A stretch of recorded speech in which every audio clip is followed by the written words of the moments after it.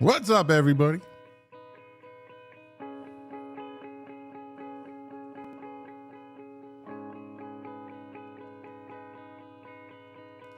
Little Deftones to get the show started.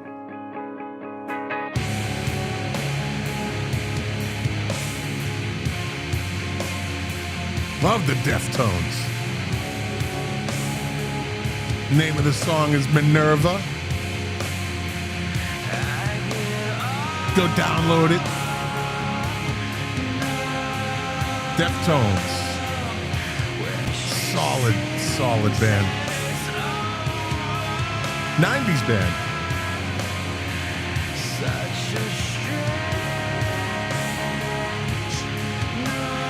Which is what we're going to be talking about tonight.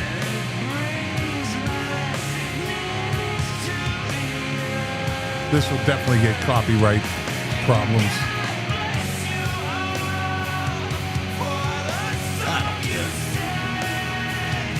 Like I said, song is Minerva by Deftones. Go to Spotify, download it, give them your money. Yeah. No Jack tonight. Patty, good evening. As usual, Patty in first.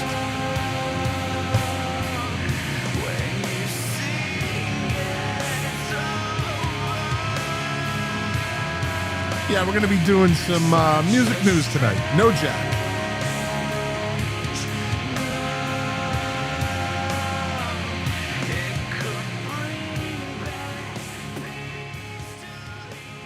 It's hard to turn the song down. I hate cutting a song off in the middle, but they'll take it down. They'll take the whole live stream down. They will do it. We all know who they is. Like I said, welcome to the show. Streaming live right now over everything. Yeah. So we're gonna do some music news tonight. Might as well get right into it. Let's see what I can conjure up. Pull myself down over here, get this up over here. I have some 90s, mostly 90s stuff. I have a one article, big hair, big sound, and 3 big songs that defined the glamour of the 80s. The 80s was fucking great. What a great decade that was to be a kid.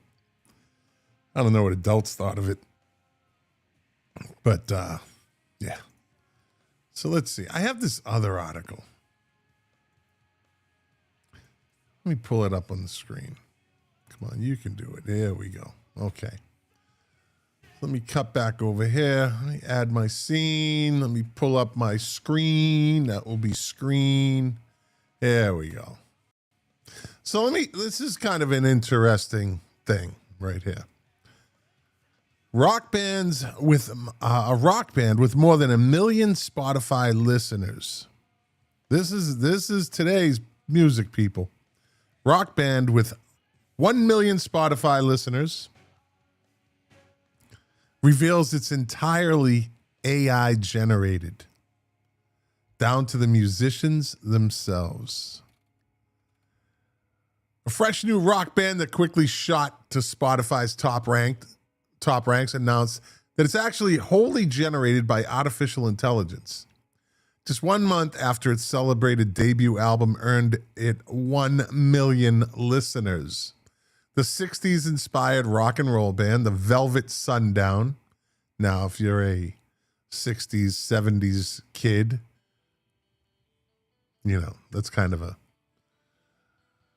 Velvet Underground, Velvet Sundown. I don't know. It's too close for me. Let me get rid of that. Revealed on Saturday that nothing about it is real after fans on the up-and-coming artist noticed there were virtually no traces of any people associated with it online. Its debut album, Floating on Echoes, was released on June 5th to mass appeal online.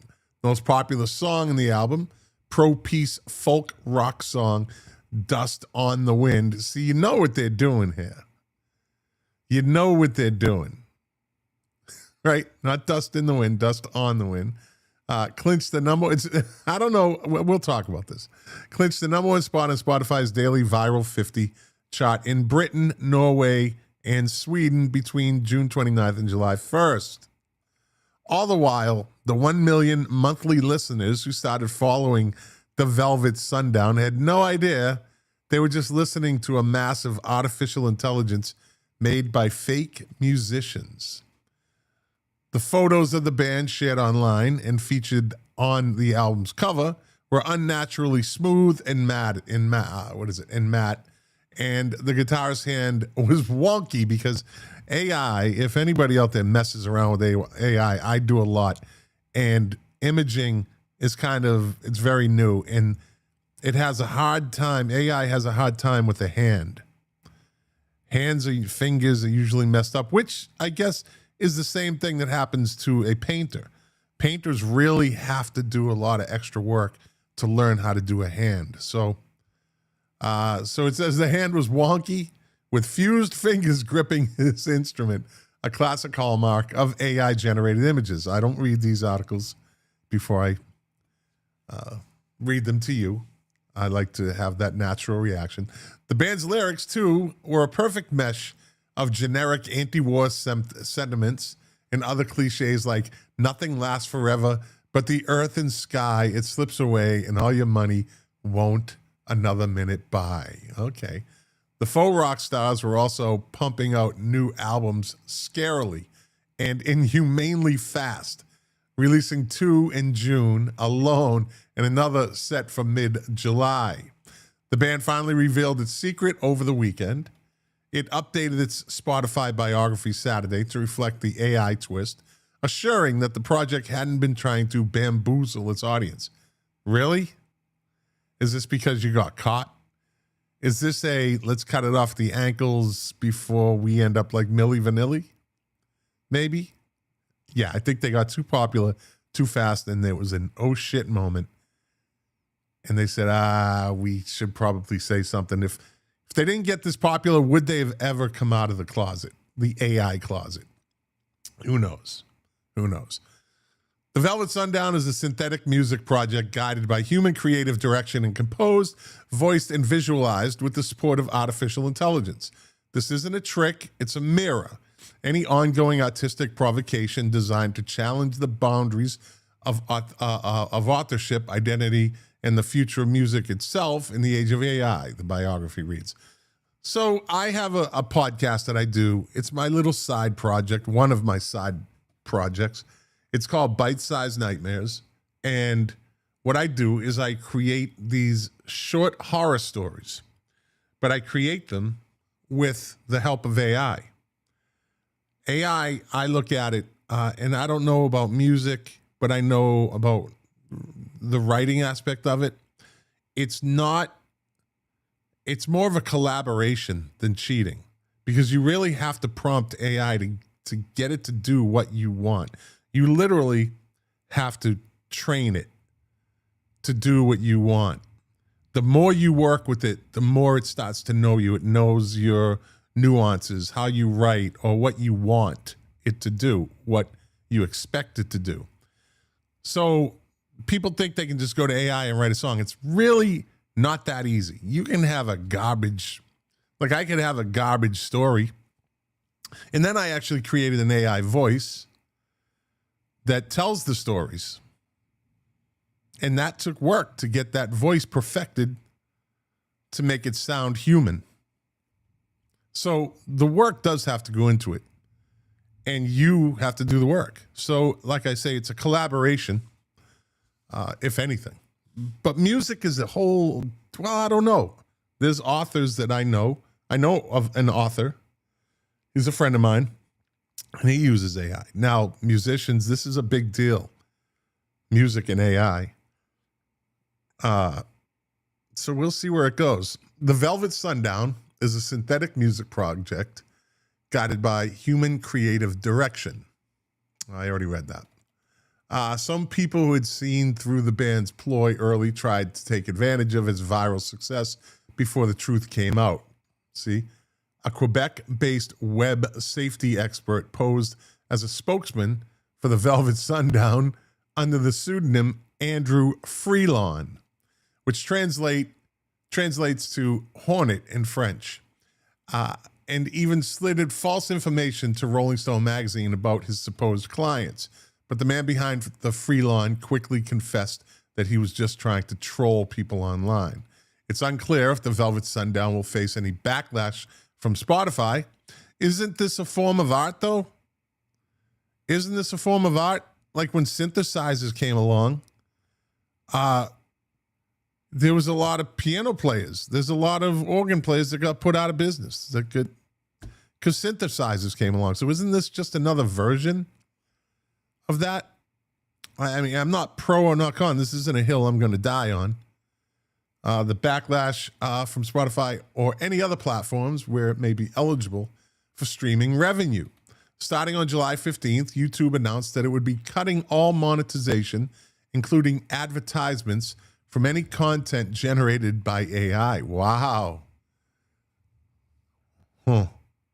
That's interesting. YouTube announced that it would be cutting all monetization, including advertisements, from any content generated by AI.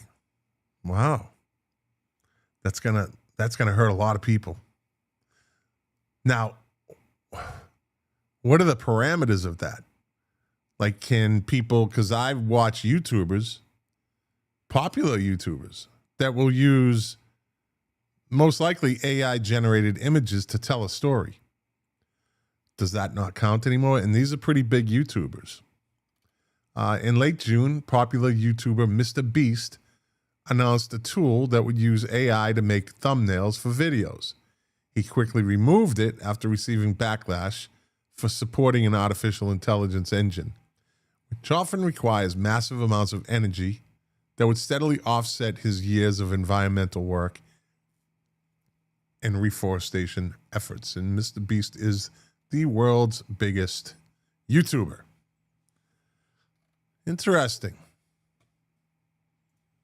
I don't know where that's going to go. Let's get back to the show. Let's see.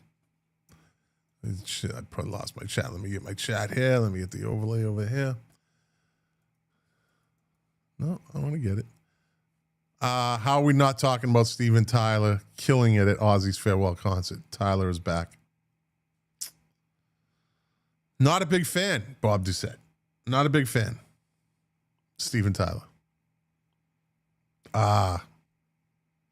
Don't really have much love for pedos. Self-admitted pedos. Wrote it in his book, pedos. No denying that he did this pedo. So I don't give him my attention. There's plenty more out there. Perry Lightfingers Dedovich, the AI. I guess you're going to cause this podcast to not get any money on YouTube anymore because I'm making so much money off of this. Yeah, making so much money off this. So yeah, I don't know what you think about it. I don't know what you think about AI generated music. It's just another artistic form of creation, right? Again, so you have a lot of music programs that have pre-programmed loops, and you can go in and those eventually are going to be generated through AI. They're already probably computer generated, and you can make beats with them and the whole thing. And so I don't know where the line gets drawn. It's a pretty gray line right now, but we'll see.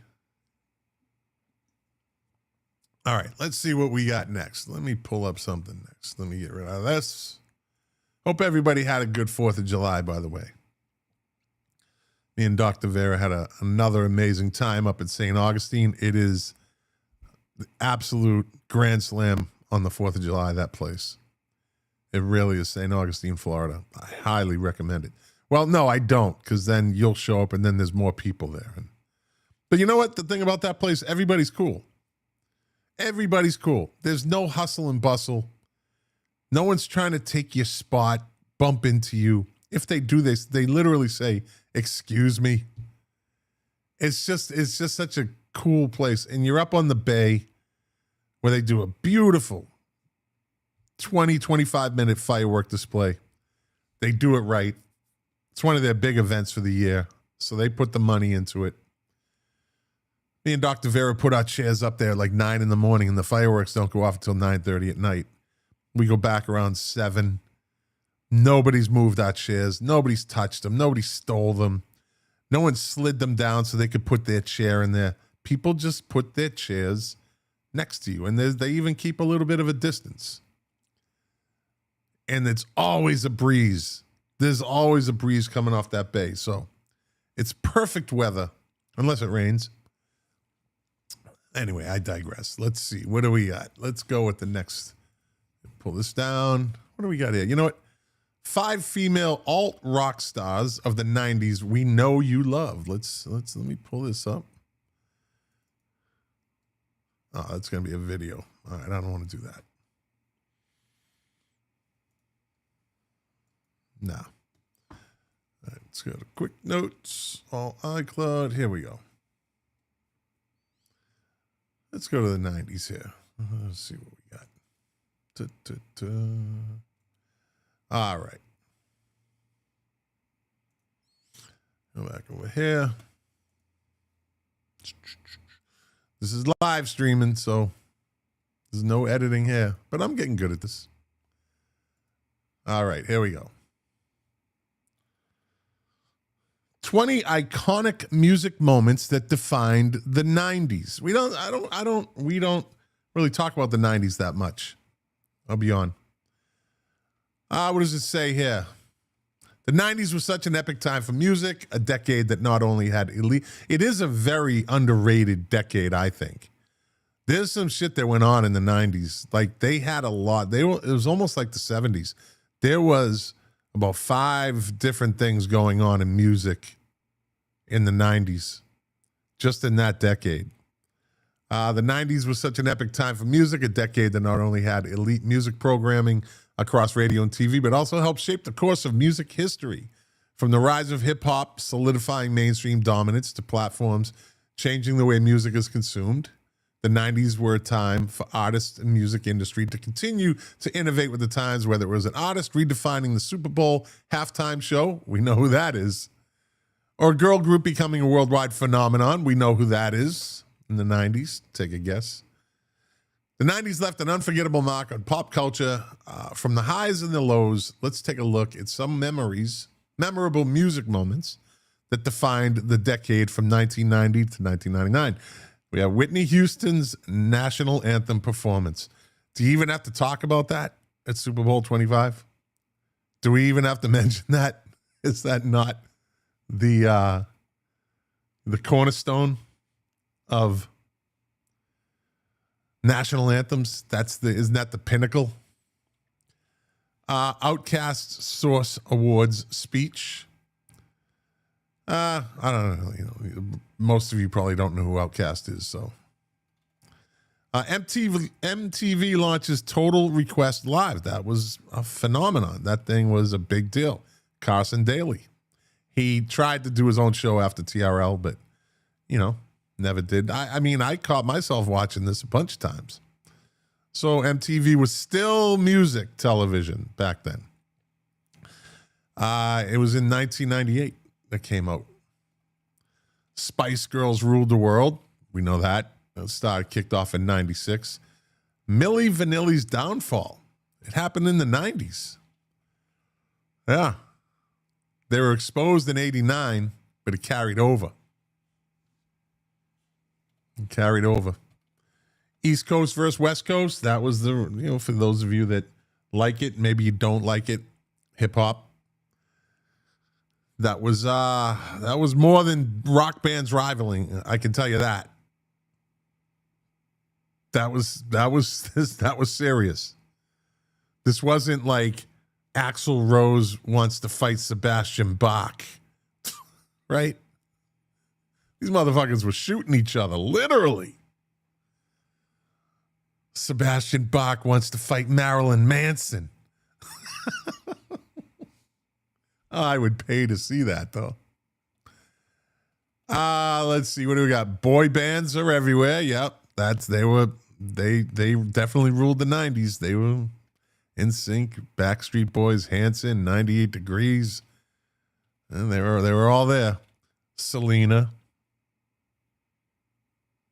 Not even going to joke about that. That was just tragic. I didn't listen to Tejano music. But I knew who she was. And beautiful young woman, tragically shot by the fucking president of her fan club. Yeah. Hey Macarena. It was a 90s phenomenon. What was that? Was that about the mid-90s? I think. Yeah. Debrat, she goes platinum, then goes away. That's really how that happened. Goes platinum, then literally goes away. She was exposed as a total fucking asshole. Cher changes the world of auto-tune.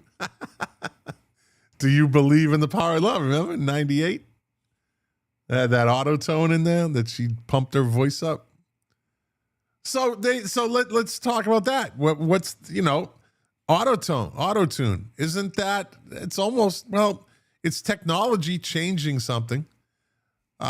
Is AI any different? It creates something. I don't know. But auto-tune was, I'm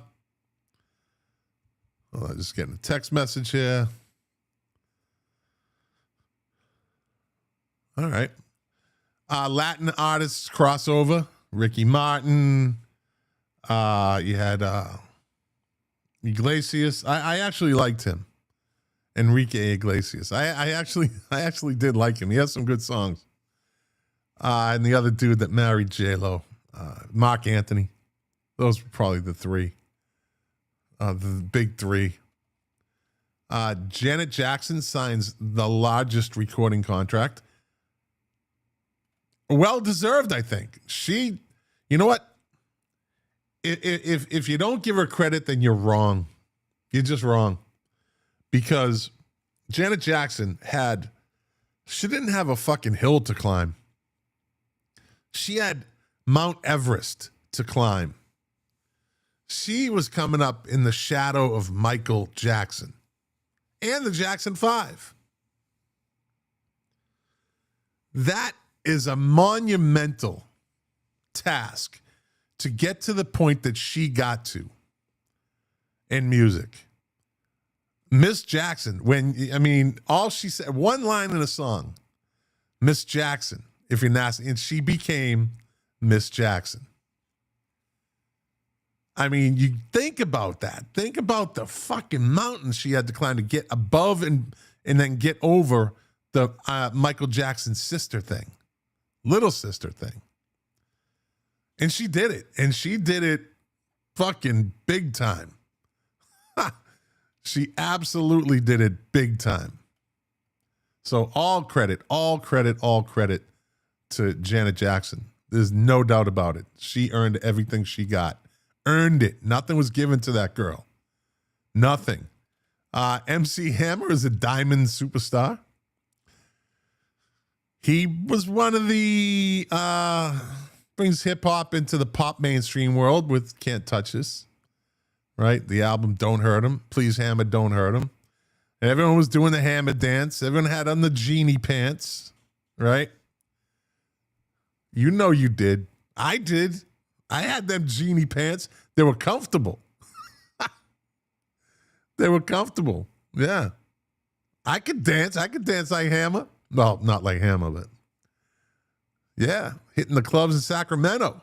Black Angus, Yucatan Liquor Stand, Paradise Beach Club, Bobby McGee's. Oh, I go down the road. I ran all those clubs in Sacramento. I'm just going to say it was like shooting fish in a barrel, if you know what I mean. Anyway. Boyz II Men and Mariah Carey break Billboard records in the 90s. They were both, Mariah's Mariah. That's a one-word, that's a one-name girl right there. There's no doubt about it. Michael Jackson's Super Bowl halftime performance. Again. Very big. Very big. TLC files for bankruptcy. This is where it all became, like, it got exposed. TLC was everywhere. They were winning Grammys. They were selling 1 million records. And they were everywhere. Videos, concerts. And they weren't getting shit. They signed a bad contract. And it really got exposed. Those three girls, Lisa Left Eye Lopez, rest in peace. They really had a lot of guts, and they exposed the record industry for what it really was. And you had a band that everybody thought was making bank. Like, how could you not? But their manager, Pebbles, who was an 80s kind of pop star, young black woman, pop star Pebbles. She had a couple hits in the 80s. She was their manager, and, well, she knew the business, and she gave them the business, if you know what I mean. They filed for bankruptcy, which was insane. Yeah. Britney Spears is pop's newest star. Britney. I don't care what you say. I love Britney. Leave Britney alone. Leave Britney alone. I always like, God bless her. Fucking crazier than a sprayed roach, but God bless her. Yeah. She had talent. She was fucking crazy. That's a great combination. Crazy and talented. That's a media dream. And we got to watch it unfold, unfortunately. But I always liked her. I didn't buy her CDs. She was not bad to look at. I'm not going to lie. And I don't know any guy out there that didn't watch that Baby One More Time video. In that little schoolgirl dress, right? Little plaid Catholic girl outfit. If you say you didn't watch that video at least once, you're lying. You're lying, man. Anyway, Napster wreaks havoc. God damn right it did. I'm not going to say, and you might know the story, you might not know the story, but I'm going to tell you the story. Back around 90, let me see. Back around 98, I went to this record store in Hollywood, Florida, called Coconuts. And I wanted to buy, we all got bamboozled with that whole, vinyl sucks and everything is CDs now. So replace your vinyl collection with CDs. That's exactly what the marketing was. They bad. It's like what the margarine industry did to margarine industry did to butter. Right? They tell you butter is bad. Eat margarine, which is, as we all know, one chemical short of plastic, and ants won't even eat it if you put it in the dirt. Well, the CD industry did that. The record companies did that to vinyl. So we all try to replace, and most of us did, our record collection with CDs. So I kind of got caught up in it. I'm not going to lie. And I went to Coconuts, and I got The Clash, London Calling. Now that, at the time, was about 20 years old, going on 20 years old. It made its money fucking 3 times over in those just about 2 decades. And So I go to get the CD. I'm expecting like, I don't know, $15. They wanted $24 for that fucking CD. I said, you motherfuckers. You motherfuckers. So I end up buying the CD because I wanted it, right? When I didn't have a record player, and I had the old 6-pack CD player. Yeah, remember that one? That was a 90s thing. So I got it, but then I go to work, and a guy at work tells me about Napster or something. I'm like, what do you mean? He goes, yeah, you can go on there and get this music. So then I went home and I download Napster, and I only had dial-up. So the first song that I downloaded was Stone Temple Pilots. I think it was like Plush. Never forget it. And it took literally like 45 minutes for one file. So I went back to work next day and I'm like, what the fuck? That takes forever.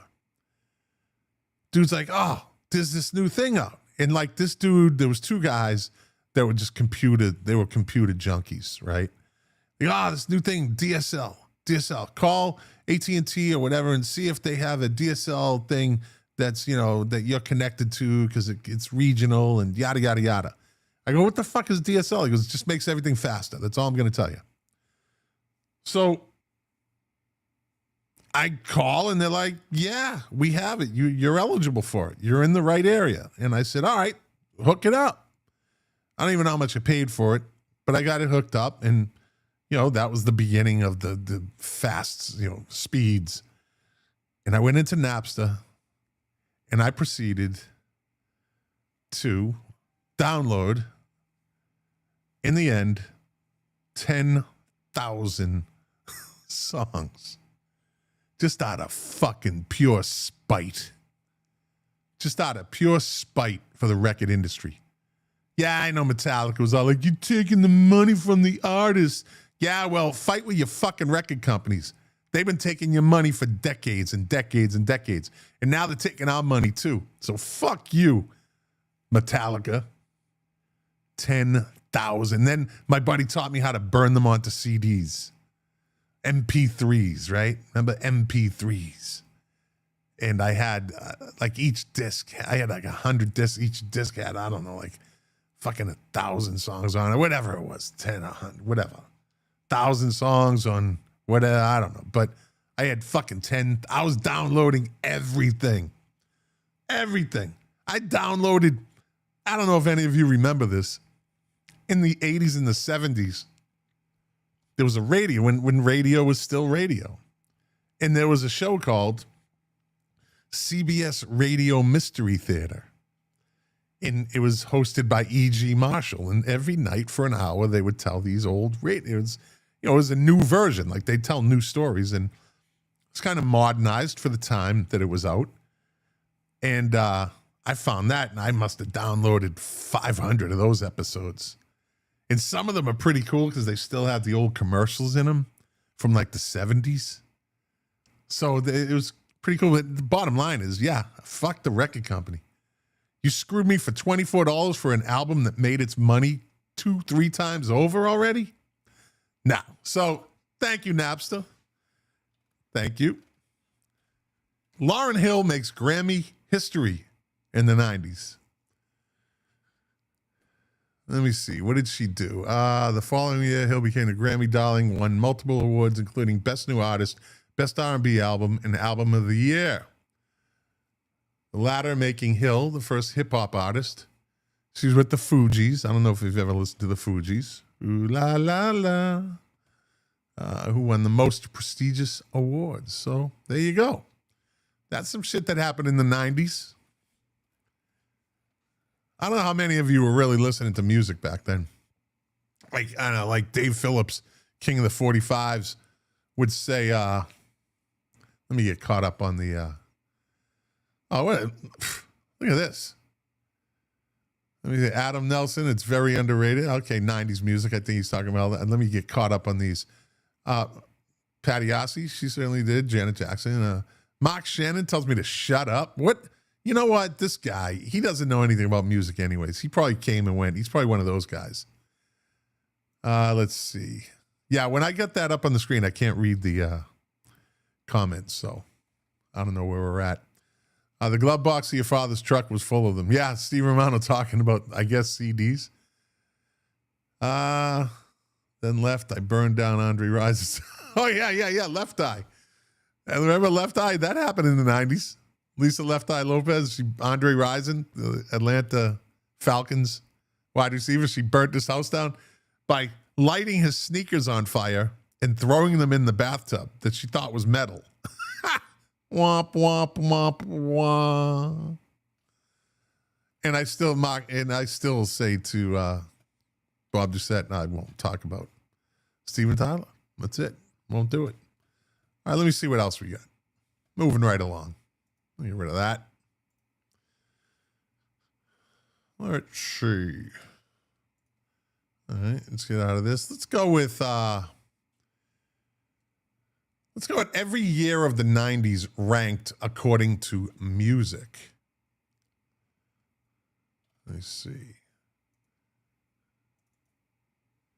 I didn't just do that, right? Here we go. Okay, let me go over here. Pull it up on the screen for the people at home watching. Again, I don't read these, so these ought to be interesting. Every year of the 90s ranked according to music.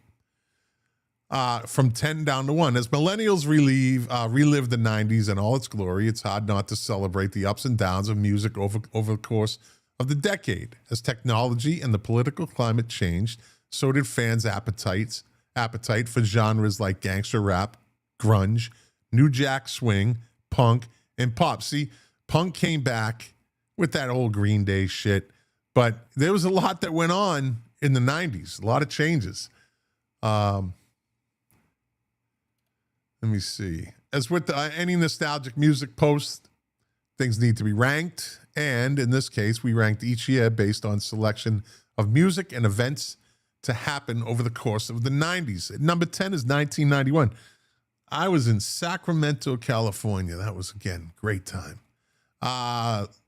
With alternative rock producing some of the best albums of the year, Nirvana introduces first glimpse of grunge, and R&B makes a go at the singles charts. This year is a bit all over the place in terms of genre and style. What happened? Well, Whitney Houston sings the Star Spangled Banner at the Super Bowl, laying the groundwork, like you said, for every performance after that. Janet Jackson signs a $30 million record deal with Virgin Records, and her brother Michael signs a $1 billion contract with Sony.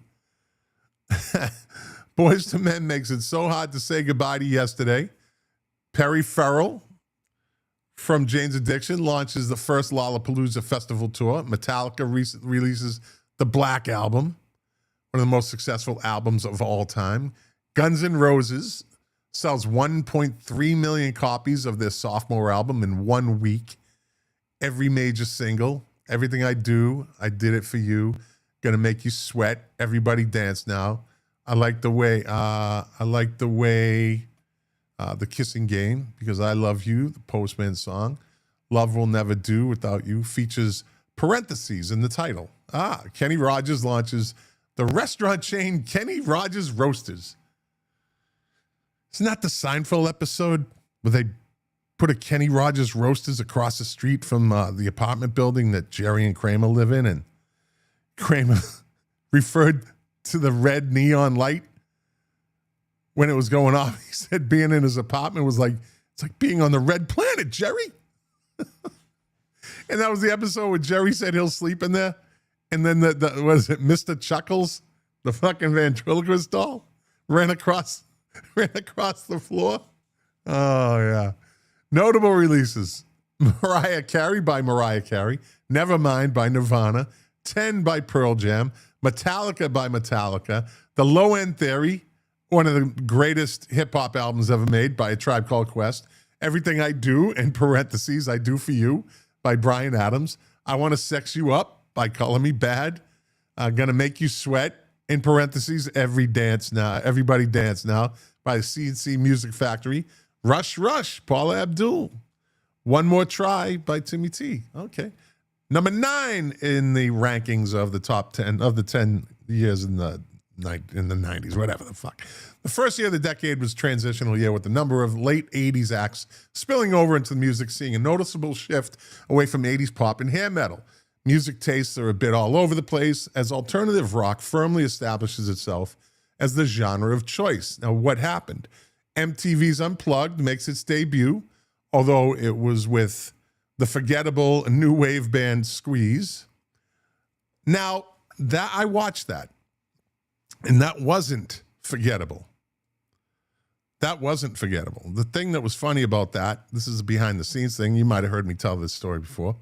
Squeeze showed up at the studio, and they didn't have any instruments. They had their electric guitars, and the producer of Unplugged was like, what are you doing? He goes, we got our instruments. He goes, it's fucking unplugged. They were like, what the fuck is unplugged? They're like, it's acoustic. And he goes, well, nobody fucking told us. So the producer of the show runs down to his office and gets this fucking acoustic guitar. So that was the guitar that they were using in that performance. And they didn't do like the whole show. Like Unplugged was like, it would be like sometimes 2 artists, maybe 3. And what else happened? Public Enemy releases one of the best albums of the year, Fear of a Black Planet. The Go-Go's reunite for the first time since breaking up in '85 to play a benefit concert. While still named Mookie Blaylock, Pearl Jam plays their first show.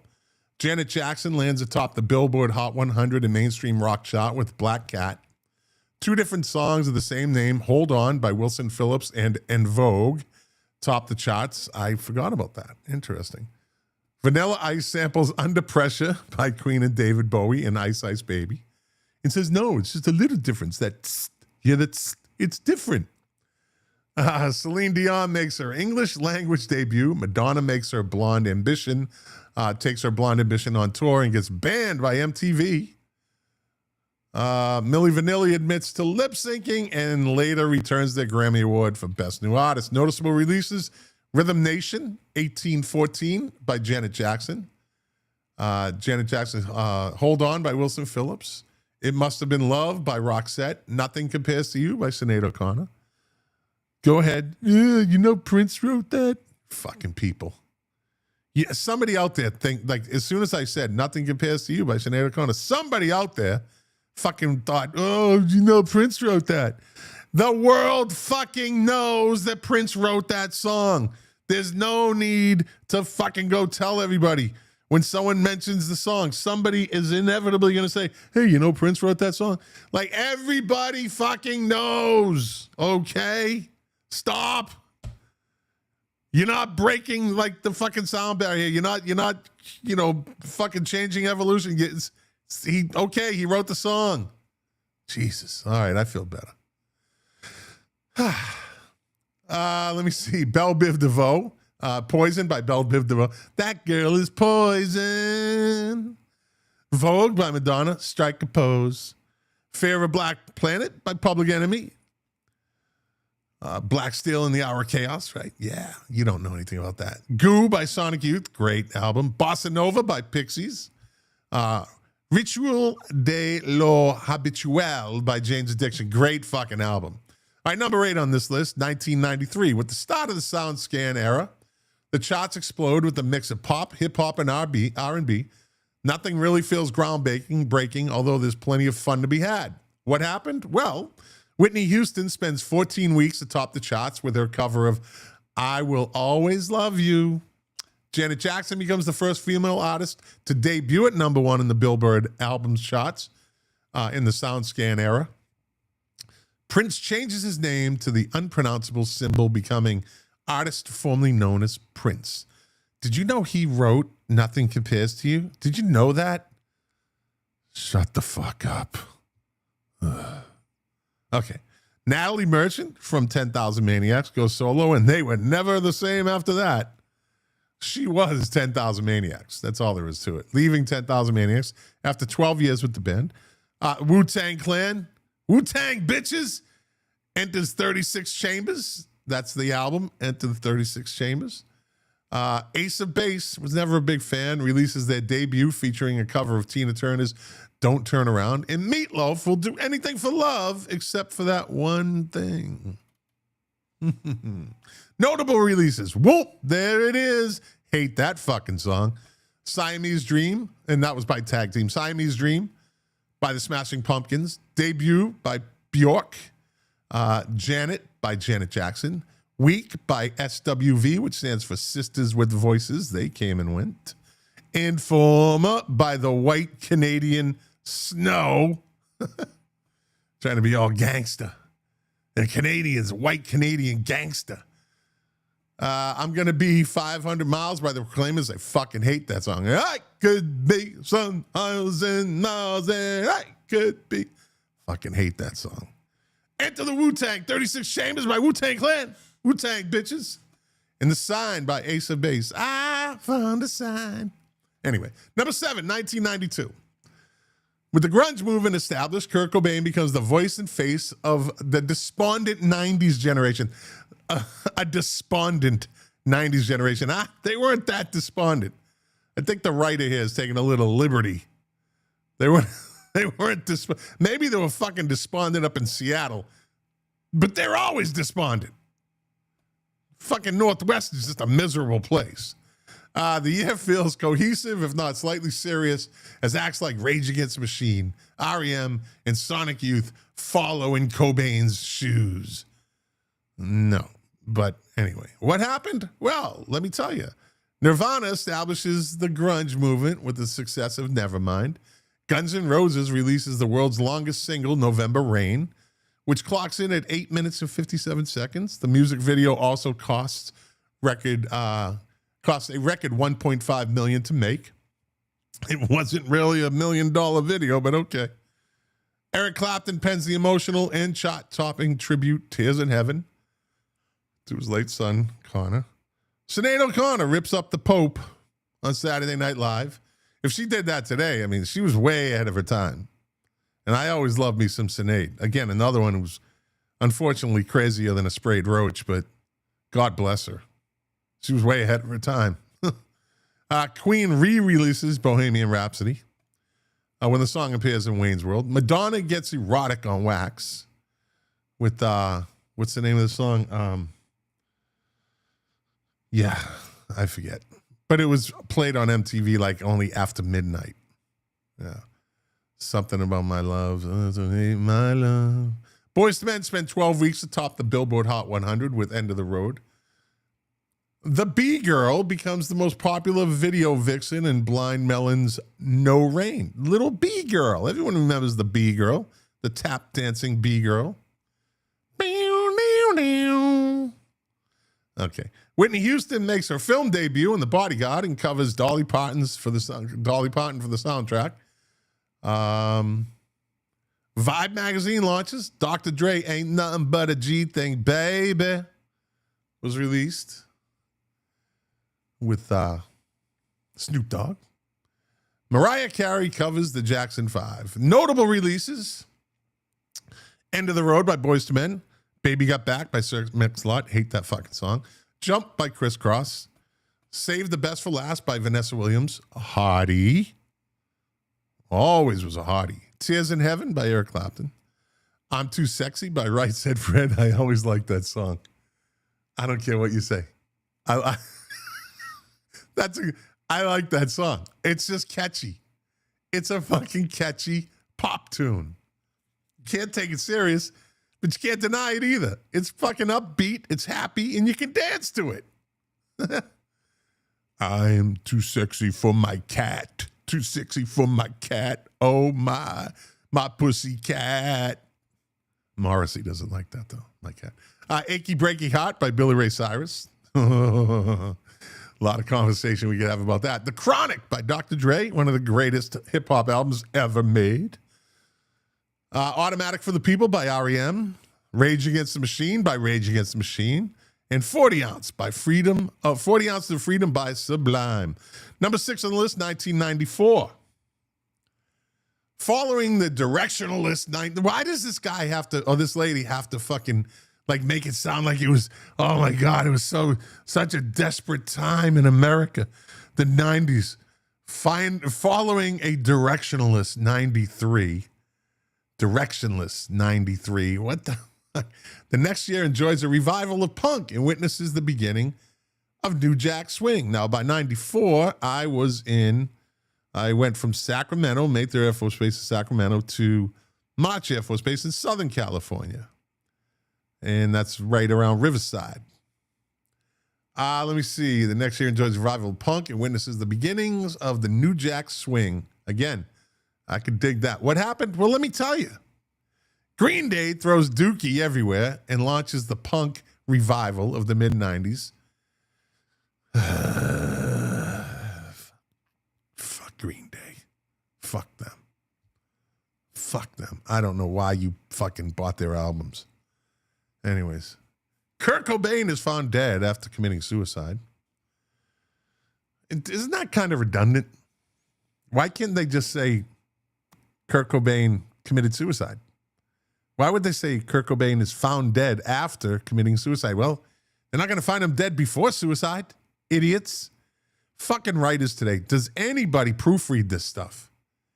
Anybody. I am not an English major by any fucking means, but I can see and I can read when something's wrong. Kurt Cobain is found dead after committing suicide. If I was the editor, which they evidently don't have, this would be fucking crumbled up and thrown in their face. Like, just say Kurt Cobain killed himself. Kurt Cobain committed suicide. I think the reader is intelligent enough to know that they're going to find him dead. Fucking brain dead generation. Weezer introduces themselves to the world with the Blue Album. Weezer, very consistent band. Lisa Left Eye Lopez sets fire, here we go, to her then boyfriend Andre Rison's home. Red Hot Chili Peppers, overrated. Overrated, but people love them because of things like this. They perform in light bulb costumes at Woodstock 94.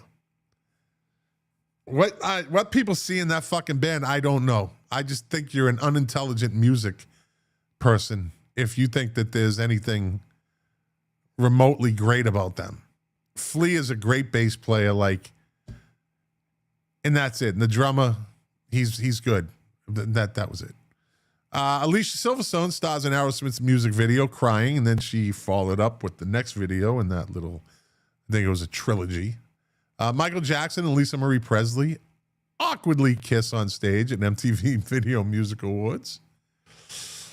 Maybe if his name was Louis Marie Presley, Michael would have kissed him better. I don't know. I could be wrong. TLC creeps on them men, 'cause I creep. That's a great song. Notable releases in 1994. Don't Turn Around by Ace of Base. I Swear by All For One. I Swear. Hero by Mariah Carey. Definitely Maybe by Oasis. There you go. Illmatic by Nas. There you go. I wasn't a big Nas fan back then, but I am now. Weezer by Weezer. There you go. Lion King soundtrack featuring Elton John. It was a big deal. Crazy Sexy Cool by TLC. They were broke, but it sold over a lot of albums. Long View by Green Day. Ugh. Ready to Die by the Notorious B.I.G. Great album. 1996 comes in at number 5 in ranking the years of the decade of the 90s. Following years of alternative rock, grunge, and punk dominating the radio and TV. Music begins to shift as hip-hop goes mainstream. What happened? Hey, let me tell you what happened. If you really want to know. Madonna steps into Evita's shoes. Rent makes its debut off-Broadway. Kiss reunites with the original lineup and makes first appearance in full makeup together since 1983. Money grab, but they're great marketers.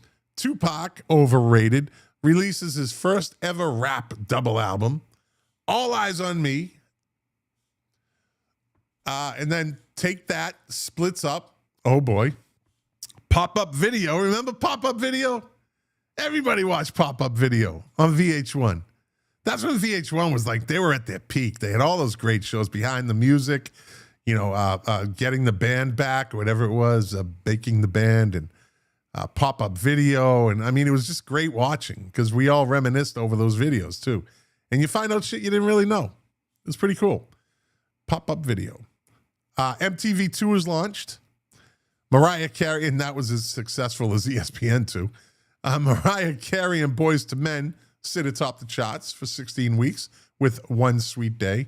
MC Hammer files for bankruptcy. That didn't take long. Phil Collins leaves Genesis. begins an extremely successful solo career. Slash leaves Guns N' Roses. Sammy Hagar leaves Van Halen. Spice Girls released their debut single, Wannabe, going number 1 in 31 countries. Aaliyah collaborates with Timbaland. She was pretty. That was a pretty girl. In 1 in a Million. Whitney Houston sings backup for Brandy on Sitting Up in My Room. No Doubt airs their dirty laundry amid breakup tensions in the music video for Don't Speak. And Jamiroquai creates a virtual insanity. That guy's loaded. The lead singer for Jamiroquai. I think he is Jamiroquai. I saw a video and this dude's loaded. He's got this whole fucking collection of like these one-of-a-kind cars, like new cars. Notable releases: One Sweet Day by Mariah Carey and Boyz II Men. Always Be My Baby by Mariah Carey. Give Me One Reason to Love You by Buckwheat, Tracy Chapman. That's everybody said it. This is not just me.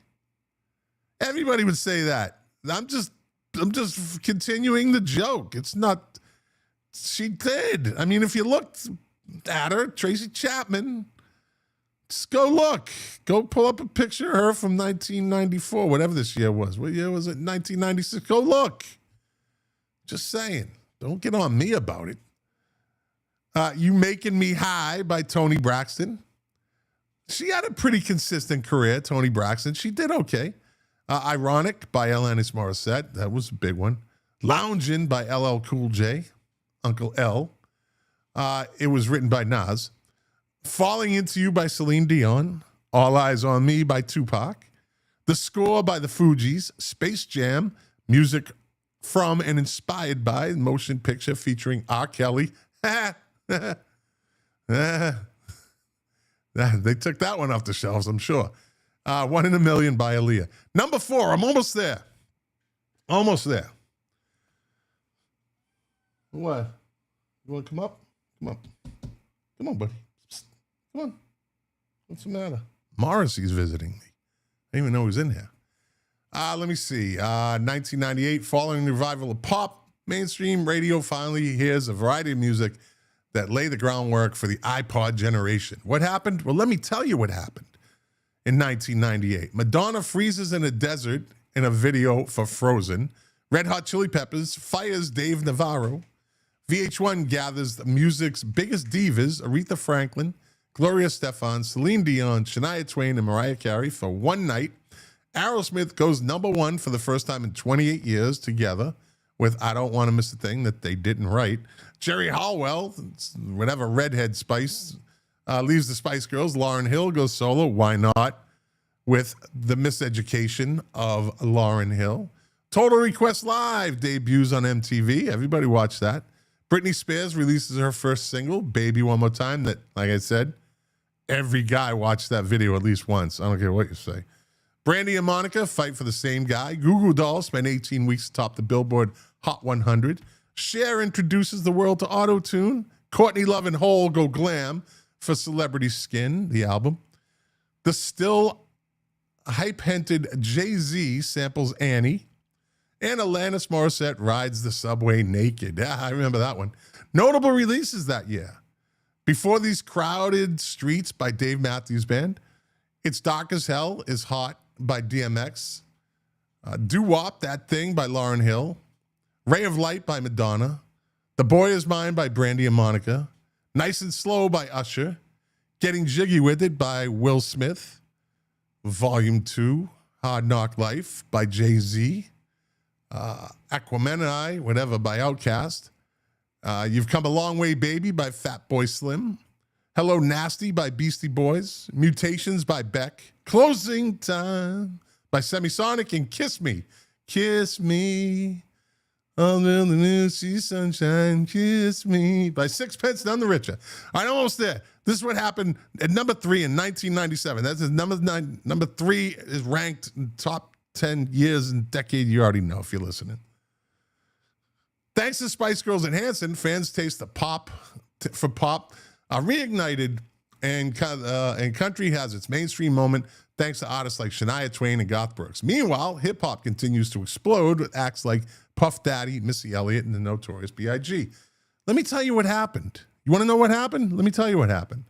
Daft Punk makes their debut with Homework. Notorious B.I.G. is shot dead ahead of his release for his double album, Life After Death. Ironic. Puff Daddy and the Family and Sting pay tribute to Biggie with a performance of I'll Be Missing You at the MTV VMAs. Hanson and Spice Girls usher in a new era of pop music. Missy Elliott, Can't Stand the Rain. I Can't Stand the Rain. What? Come up and see me. Stop crying. I didn't even know he was in here. Let me see. The ladies of rap, Angie Martinez, Da Brat, Left Eye, Lil' Kim, and Missy Elliott unite on Not Tonight. Sarah McLachlan launches the first Lilith Fair. Both Leanne Rimes and Trisha Yearwood record the same song, How Do I Live, and release their versions on the same day. Close to 1 million people show up for Garth Brooks' free concert in Central Park. Fleetwood Mac reunites on The Dance.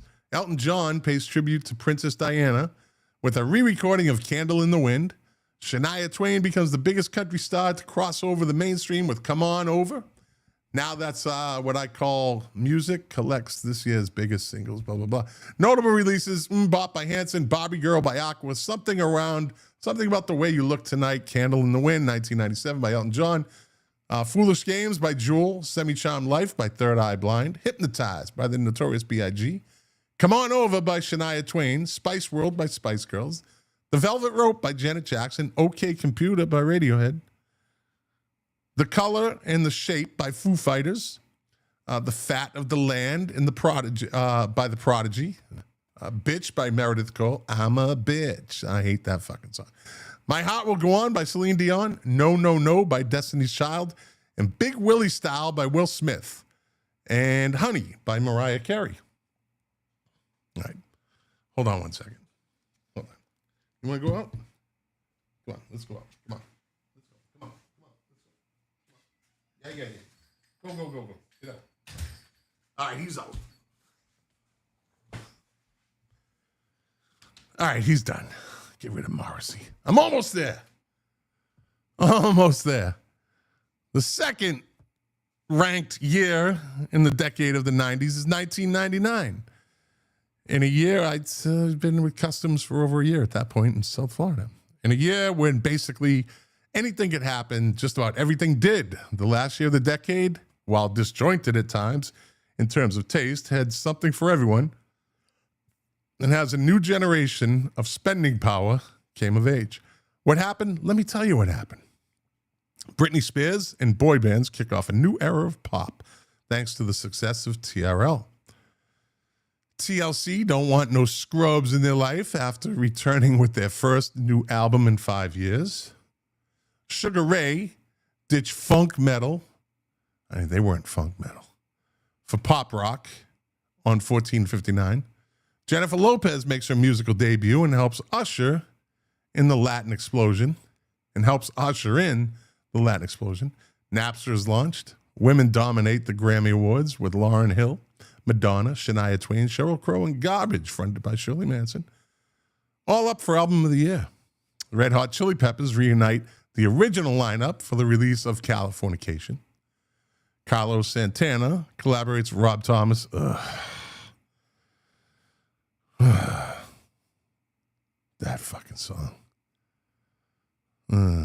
Where's the king of the 45s for that one? Lauryn Hill and others of Supernatural. Mariah Carey lands her 14th number one single on the Billboard Hot 100 with Heartbreaker. The ladies of R&B put men in their place with Bills, Bills, Bills, Destiny's Child. Bugaboo, DC. It's Not Right, but It's Okay, Whitney Houston. No Scrubs, TLC. Where My Girls At, 702. 702 Music.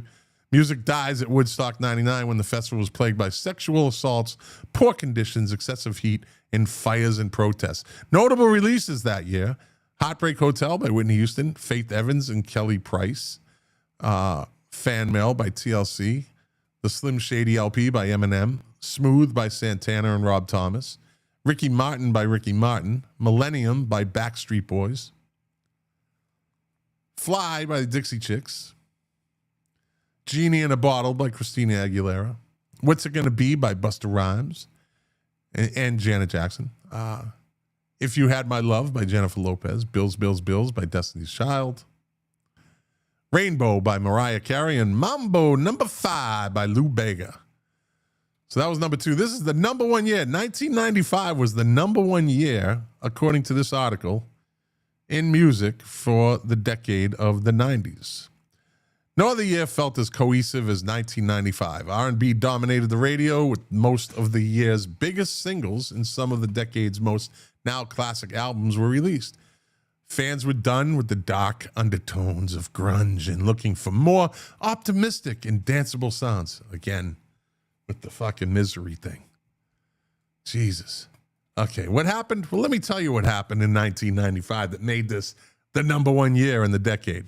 TLC chases Waterfalls and then files for bankruptcy. Tupac scores a number 1 album, Me Against the World, while in prison and later signs with Death Row Records. Robbie Williams quits the boy band world. Offspring and Rancid extend Green Day's punk revival. Cher releases her first new album in 4 years. Coolio gets Michelle Pfeiffer to star in his music video for Gangsta Paradise. Janet and Michael Jackson scream at each other and spend a record $7 million on the duet's accompanying music video. Seal delivers A Kiss from a Rose and wins all the awards at the Grammys. Hootie and the Blowfish score the best-selling album of the year. New Jack Swing takes over the airwaves thanks to acts like TLC, Boyz II Men, Monica, and Adina Howard. Alanis Morissette seeks revenge on Dave Coulier with Jagged Little Pill. Great album. Notable releases. Fantasy by Mariah Carey. Don't Take It Personal, Just One of Them Days by Monica. This Is How We Do It by Montel Jordan. Freak Like Me by Adina Howard. That's a jam right there. Freak Like Me by Adina Howard. Go download that one. Go listen to that one on Spotify. That's a jam right there. Adina was killing it on that song. You probably won't go listen, so. Freak Like Me by Adina Howard. Waterfalls by TLC. Jagged Little Pill by Alanis Morissette. Melancholy and the Infinite Sadness by the Smashing Pumpkins. What's the Story, Morning Glory by Oasis. You know that. The Bends by Radiohead. Post by Bjork. Macarena by Los Del Rio. Tragic Kingdom by No Doubt. And Pieces of You by Jewel. There you go. I got through it. And I'm back. Yeah. What did I miss on the comments? Let's see. Let me see. Steve Romano, Robert Kirkman. What the hell? I don't get notifications anymore when you're on. Well, I posted it. Patty Yassi replying to Robert Kirkman. Robert Kirkman wins at 7 p.m. Tap on videos on his profile. Okay. Robert Kirkman. Maggie's dream is formed. Oh, Jesus. Robert Kirkman again replying to Robert Kirkman. Patricia, yeah, blah, blah, blah. They're having a conversation in the chat. That's replying to Robert Kirkman. I thought the 90s were pretty good, Patty Yassi said, and I'm old. Let me see. And finally, Robert Kirkman says, no Gwen, Blake is one lucky SOB. Okay. Well, that's it, everybody. I just went over an hour. I'm just going to kind of turn it down, turn it off at this point. I want to thank you for watching. Thank you for listening. If you like it, share it. If you didn't like it, well, thanks for watching or listening for an hour and 9 minutes. I didn't see Big Head Todd the Wits Rocket tonight. I didn't see Dave Phillips, King of the 45s. I didn't see any of these guys. Okay. That's all right. It's summertime. It's summertime. Shit starts to kind of take a break. Everybody's out doing shit. Hopefully your weather is nice. Although I'm sure it's raining somewhere. It's not raining here, though. It's been an okay summer down here in the lovely Boca Raton, Florida. Not too bad. Can you believe that Thanksgiving is like 4 months away? Aha! I love that. I love that. Thanksgiving is like 4 months away. Yeah. And we're almost halfway through July already. This is going fast. It's going fast, which is fine with me. I used to love summer, and then I started liking the the holidays. I really look forward to the holiday season. But yeah, so all right, everybody. With that, like again, thanks for watching and listening. And I'll be back next week. I don't know if Jack will. Jack's somewhere in Cape Cod. Yeah, the Luther is 4 months away. That's right. Robert Kirkman, I need some cards. I know I got to get on all that for my other nonprofit. I've been slacking. It's I got like 5 projects going on at my house here, and we went on vacation. It's summer. It's just hard to get your shit together. Mike DiBiase, Freak Like Me, Alicia Keys, Fallen. There you go. And yeah, so that's it. That's it. Got some 90s news this week. And I hope you liked it. And I don't know if Jack will be here next week. I think he's down in Cape Cod right now, not watching the show. You know, he never listens or never watches the shows after he does them. He's so fucking pretentious. Don't get me started on Jack. All right, everybody. Well, as I always say, to quote my favorite artist, Morrissey, about doing the show for you, the pleasure, the privilege is mine, and I will be back.